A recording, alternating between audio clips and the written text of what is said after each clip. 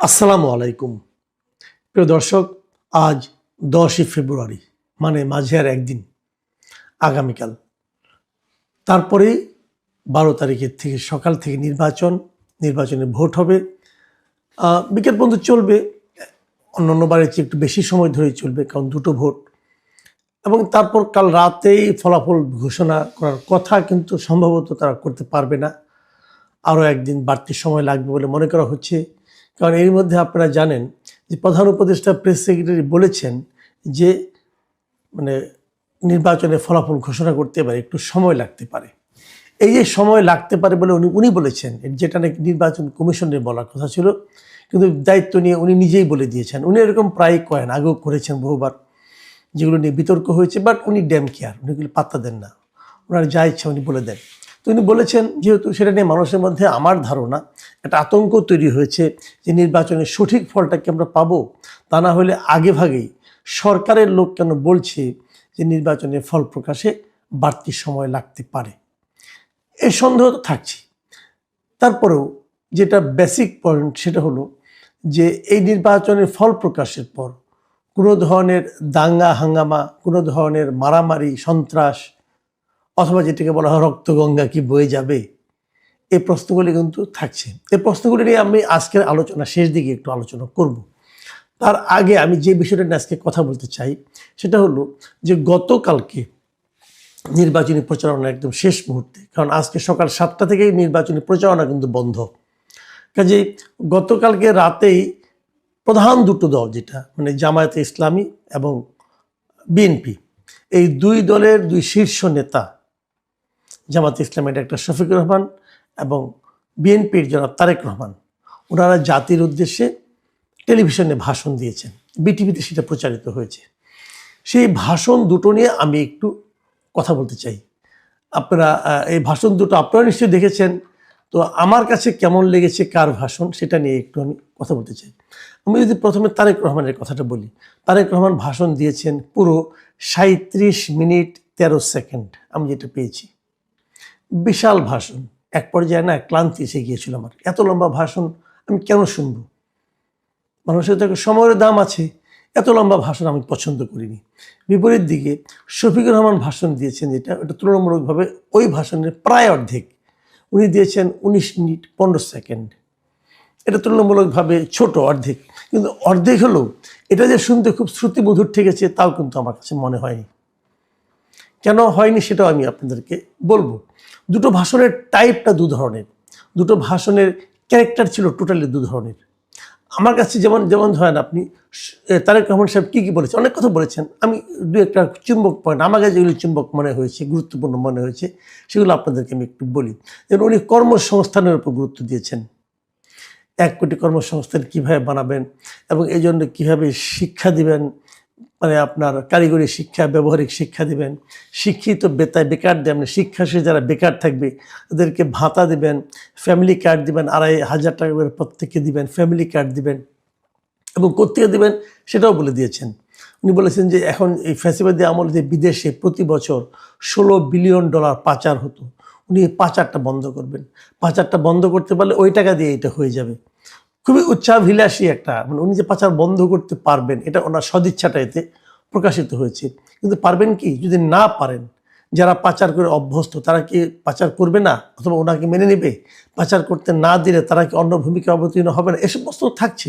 কিন্তু ওনার প্ল্যানটা আমার কাছে মনে হয়েছে টু দ্য পয়েন্ট উনি প্ল্যান করেছেন। এবং উনি বলেছেন যে রাষ্ট্রের মালিক আসলে জনগণ, সেটা কেবল খাতায় কলমে থাকে।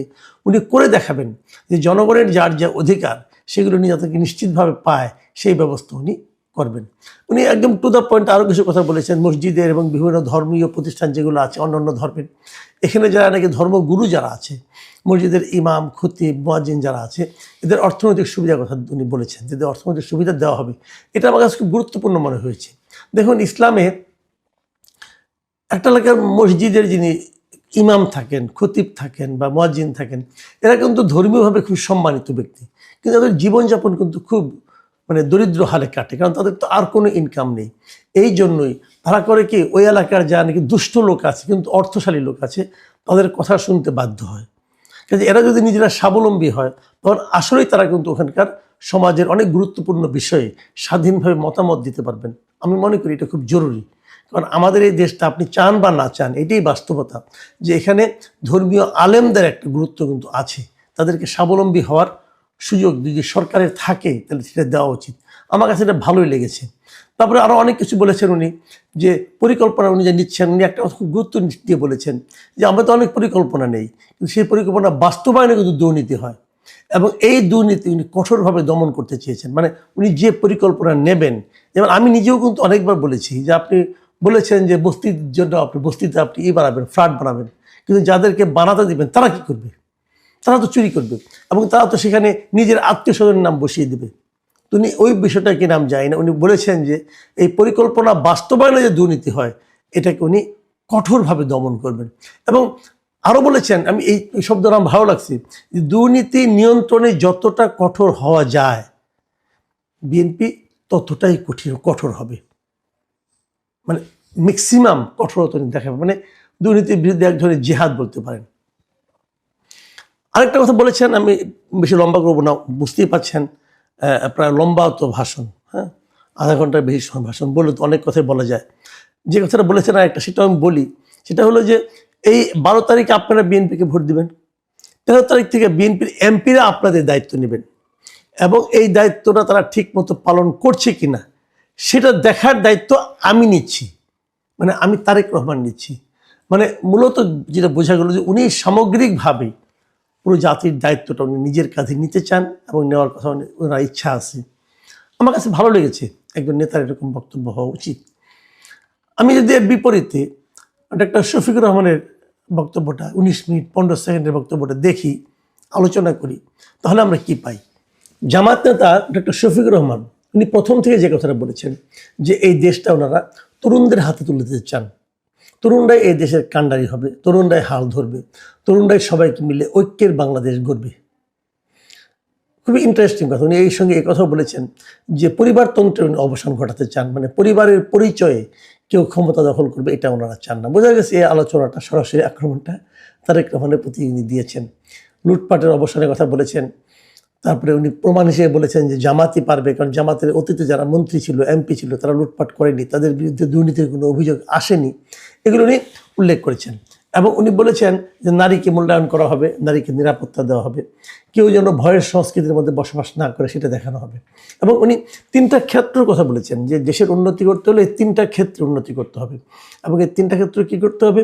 শিক্ষায় সংস্কার আনতে হবে, বিচার বিভাগ আমূল ঢেলে সাজাতে হবে, এবং অর্থনীতির সংস্কার করতে হবে।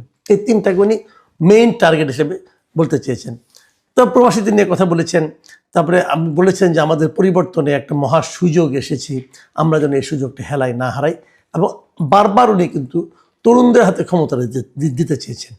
আর শেষের দিকে উনি হা ভোটের কথা, শেষের দিকে ঠিক মাঝামাঝিতেই উনি হা ভোটের কথা বলেছেন যে সবাই যেন হা ভোট দেয়, তাহলে পরিবর্তনটা পূর্ণাঙ্গতা পাবে।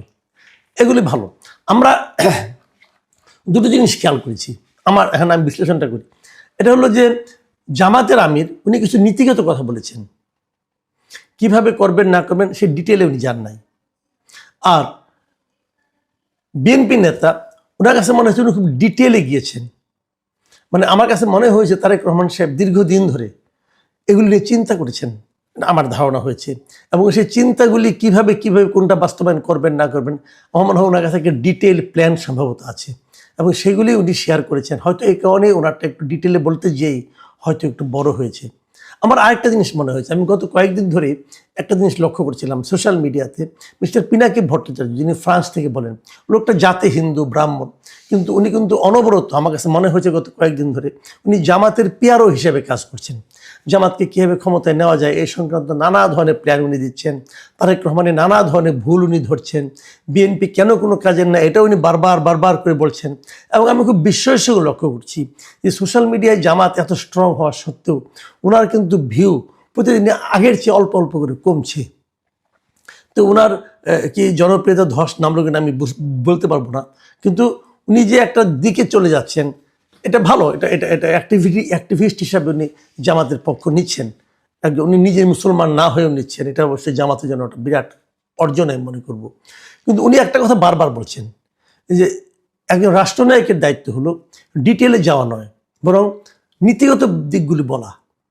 এবং ওনার এই প্রতিফলনটা আমি শফিকুর রহমানের বক্তব্যের মধ্যে পেলাম, যে উনি নীতিগত দিকগুলো বলেছেন, কিন্তু উনি কোনো প্ল্যানের কথা বলেন নাই। প্ল্যান না, মানে একটা নীতি নৈতিকতার ব্যাপারটা, আপনার একটা আপনার এই কীভাবে পলিসিটার কথা বলেছেন, প্ল্যান নয় পলিসি। তো এইভাবে উনিও কিন্তু এটাই বলেন যে নেতার দায়িত্ব হবে পলিসি দেওয়া, প্ল্যান দেওয়া না। আর প্ল্যান দেবে হলো এক্সিকিউটিভ যিনি থাকবেন তারা। তো যাই হোক, আমি সেটার প্রতিফলন কিন্তু আমি শফিকুর রহমানের মানে বক্তব্যে পেলাম। এবং আমি ওনার বক্তব্য শুনতে শুনতে আমার মনে একবার মানে প্রশ্ন জাগলো যে by any chance Pinaki Bhattacharya ড্রাফটটা করে দেননি তো? আমি জানি না, আমি বলতে পারবো না। কিন্তু কেন মনে হলো আমি জানি না, হয়তো আমার মনের ভুল হতে পারে, আমি জানি না। কিন্তু আমার কাছে এরকম মনে হয়েছে। আর তারেক রহমানের বক্তব্য শুনে যেটা মনে হয়েছে, উনি দেশটা নিয়ে অনেক দিন ধরে আসলে ভাবছিলেন মনে হলো আমার কাছে। যখন বিদেশে ছিলেন, ওনার কিছু প্ল্যান উনি বাস্তবায়ন করতে চান হয়তোবা, কিন্তু সেগুলো কতটুকু আমাদের দেশের প্রেক্ষিতে বাস্তবায়নযোগ্য, এটা নিয়ে হয়তো উনি বাস্তবায়ন করতে গেলে টের পাবেন।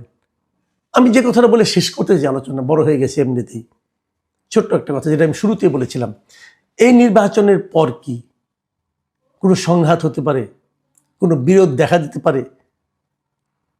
আমি শুরু থেকেই বলছিলাম নির্বাচনটা শান্তিপূর্ণভাবে হবে, আমার কাছে মনে হয়েছে। কারণ যারা নাকি অশান্তি তৈরি করবে সেরকম কোনো সম্ভাবনা আমি দেখিনি। আমি বিভিন্ন সেক্টরগুলি বলেছি, বিএনপিও চায় নির্বাচন হোক, জামাতও চায় নির্বাচন হোক, সরকারও চায় একটি নির্বাচন হোক, এমনকি আওয়ামী লীগও চায় একটি নির্বাচন হোক।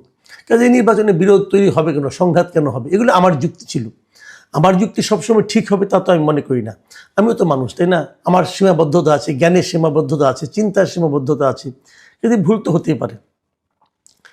কিন্তু এখন আমার মনে হচ্ছে এই দুইটা বক্তৃতা শোনার পর নির্বাচন পরবর্তী পরিস্থিতি নিয়ে আমি একটু উদ্বিগ্ন। কেন উদ্বিগ্ন সেটা বলি। আমি দুটো ভাষণের মধ্যে খুব আগ্রহ নিয়ে অপেক্ষা করছিলাম একটা শব্দ শোনার জন্য। সেই শব্দটা হলো, দুজন নেতাই বলবেন যে 12 তারিখে নির্বাচন হবে, জনগণ যে রায় দেবে আমরা সেটা মেনে নেব। মানে জনগণ যদি আমাদের বিরুদ্ধে রায় দেয় আমরা মেনে নেব। এই কথাটা আমি কোনো নেতার বক্তব্যে পেলাম না। অথচ গণতন্ত্রে কিন্তু এটাই মূল বক্তব্য। গণতন্ত্রের মূল বক্তব্য হলো আমি জনগণের মতামতকে শ্রদ্ধা করি। জনগণ যদি আমার বিরুদ্ধে মতামত দেয় তবুও আমি মেনে নেব। আমি ভাববো আমি যা করেছি তার জন্য এটাই আমার প্রাপ্য ছিল। কিন্তু এই বক্তব্যটা আমি এই দুই নেতার কারো কাছ থেকে পেলাম না। তার মানে হলো দুই নেতাই ভাবছেন যে আমাদের জয়টা সুনিশ্চিত, আমি জেতার জন্য নির্বাচন করছি। হ্যাঁ, জেতার জন্যই সবাই নির্বাচন করে, কিন্তু সবাই তো জেতে না। যে না যেতে তার মনোভাবটা কি হবে? সে কি বলবে আমার জেতার কথা ছিল, সূক্ষ্ম কারচুপি হয়েছে, স্থূল কারচুপি হয়েছে, এগুলো বলবে? এবং এটা কিন্তু আমরা শুনে শুনে আমাদের মনটাই খারাপ হয়ে গিয়েছিল। 91 সালে যেটাকে আমি মনে করি এদেশের ইতিহাসে সবচেয়ে ভালো নির্বাচন, সেই নির্বাচনের ফল হওয়ার পরেও কিন্তু শেখ হাসিনা বলেছিলেন সূক্ষ্ম কারচুপি হয়েছে। সে নির্বাচনে আওয়ামী লীগ যখন বিজয়ী হলো তখন আমি খালেদা জিয়ার পক্ষ থেকে বলতে শুনেছিলাম, ওনারা বলেছিলেন যে স্থূল কারচুপি হয়েছে। তো এগুলো বললে কি হয়, জনগণকে অপমান করা হয়। মানে জনগণ যে আসলে আপনার বিরুদ্ধে রায় দিতে পারে এটা আপনি মানতে চান না। এটা না মানার মাধ্যমে আপনি প্রমাণ করেন আপনি নিজেই গণতান্ত্রিক না। এবার কি হবে? এবার দুই নেতার কেউ তো বললেন না যে জনগণের রায় আমরা মেনে নেব। বলা উচিত ছিল। যখন তারা না বলেন তখন আমরা আতঙ্কিত হই। আমরা ভাবি নির্বাচনের পর যদি বিএনপি হেরে যায় কোনো কারণে, যদি দেখেন আপনি যেন ভোট বিপ্লব হয়েছে, যেটা আশা জামাত ইসলাম প্রায়ই করছেন, তাহলে বিএনপিকে সেই ফল মেনে নেবেন? নাকি বিএনপি আন্দোলন শুরু করবেন যে ইলেকশন ইঞ্জিনিয়ারিং হয়েছে তাই আমাদেরকে হারিয়ে দেওয়া হয়েছে? অথবা যদি জামাত হেরে যায়, জামাতকে সেই ফল মেনে নেবে? নাকি তারা বলবে যে নীরব ভোট আমাদের পক্ষে পড়েছিল, সেই ভোটগুলোকে চুরি করা হয়েছে? তাহলে তারা কি মানে আন্দোলন শুরু করবে, মারামারি শুরু করবে, ভোটের ফলাফলকে অগ্রাহ্য করা শুরু করবে? আমাদের ভয়টা এখানেই। গণতন্ত্র নিয়ে, ভোট নিয়ে এ ধরনের ভয় তো আমরা পেতে চাই না। এবং এই ধরনের ভয় যে পাওয়া মানে উচিত না, তার কোনো সে ধরনের কোনো বাস্তবতাও কিন্তু নির্বাচন কমিশন কিন্তু অন্তর্বর্তীকালীন সরকারও তৈরি করতে পারেনি। কাজেই নির্বাচন নিয়ে আমাদের মনে যে অনিশ্চয়তা, আমাদের মনে যে ভীতি, সেটা কিন্তু থেকেই যাচ্ছে। তারপর একদিন পরে দেখি কি হয়। আপনারা সবাই ভালো থাকবেন। আল্লাহ হাফেজ।